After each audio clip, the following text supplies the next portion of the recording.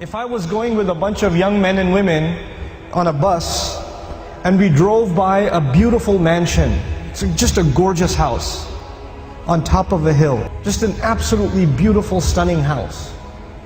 And the driveway into the house, there's a gorgeous car parked outside.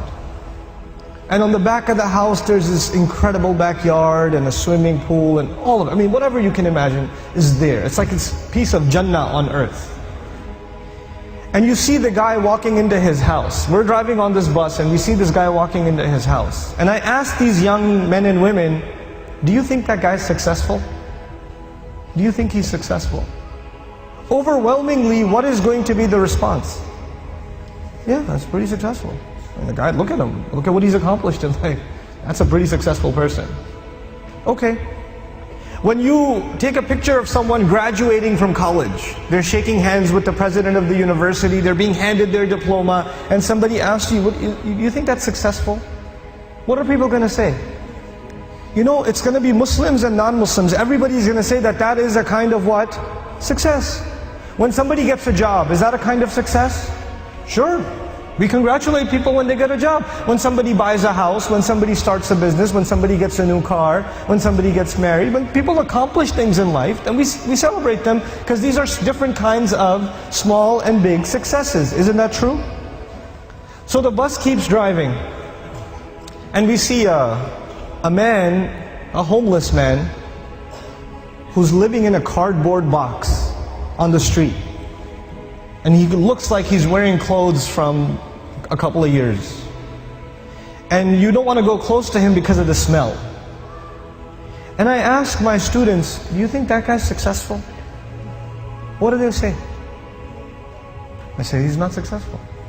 Now imagine if I was riding in this bus, but in this bus there were not Muslim boys and girls, but they were Christian boys and girls, or Jewish boys and girls, or atheist boys and girls, or agnostic boys and girls, or Buddhist boys and girls. And I asked them the same exact question. Do you think their answers would be the same?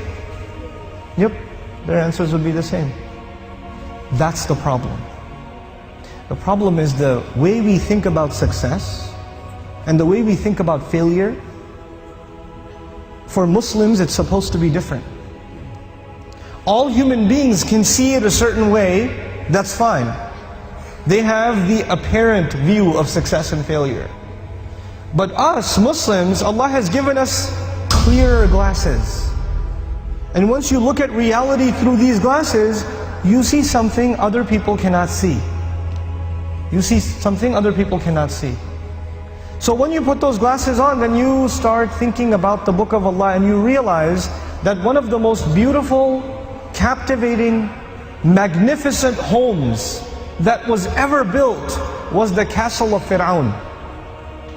It was one of the most amazing homes ever built. And if our bus was driving by the castle of Fir'aun and he was walking into his house and I asked my Muslim children, is that successful? Is that guy successful? What would their answer be? Fir'aun is not successful. He's one of the worst losers in all of human history. Isn't that the case? What was the second kind of person we ran into? There was one guy walking into a mansion. What was the other guy? It was a homeless guy. Okay. Ibrahim alayhi salam was kicked out of his house. He was told to leave the house. So he's homeless. Well, was he successful? He was. Actually, he's one of the most successful human beings that ever lived. Now the Qur'an is teaching me that a homeless man is successful, and an incredibly wealthy man is what? A failure. You know what the Qur'an is teaching me? The Qur'an is teaching me that success has nothing to do with wealth. And failure has nothing to do with poverty. Success and failure are different concepts for us than they are for everybody else.